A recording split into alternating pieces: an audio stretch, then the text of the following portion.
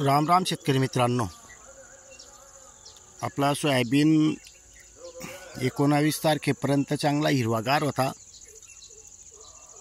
16 तारखेपासून जो पाऊस चालू झालेला आहे, मध्यंतरी असा 1-10 दिवस गॅप पडलेला आहे, पण आजच्या कंडिशनमध्ये पूर्ण ह्या पद्धतीने ऊन गेलेला आहे। फक्त आपल्याला आता याच्यामध्ये शेंगा दिसत आहेत, दुसरं काही एक दिसत नाही आहे। 1 एकर म्हटला कापूस नाही, सोयाबीन ठीक आहे, पण तो जो 1 एकर आहे इथला आपण गाजर गवत काढून घेतलेला होता अगोदर, पण तिकडचं राहून गेलेलं होतं। आज तिथे जंगलराज झालेलं आहे।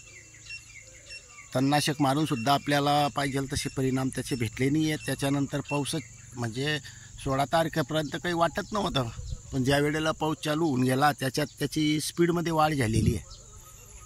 आपलं जे अगोदर केळी लागवड करायचं नियोजन होतं या बेडवर, ते मात्र या गाजर गवतमुळे फेल गेलेलं आहे। आणि सोयाबीन पण ह्या कंडिशनमध्ये होऊन गेलेलं आहे। आता पाऊसही जोरात आहे, म्हणजे दिवसभर पाऊस चालूच राहतोय आमच्याकडे आता सध्या।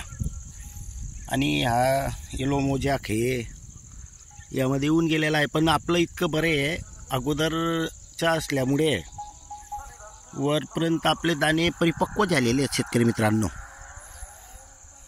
फक्त आता उघड झाली की मोकळं करावं लागेल ना रे। याच्या जो अतिपावसामुळे झालेलं आहे का येलो मोजॅकमुळे झालं आहे हे मी पहिल्यांदा लागवड केली, त्याच्यामुळे आपल्याला त्यातला ते समजत नाही आहे।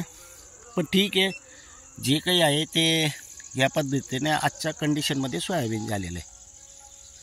थोडं उघाड झाल्यानंतर हे परिपक्व दाणे झालेत, पण याच्यात ते आपण काढून घेणार आहोत, सवड भेटलीत तेव्हा।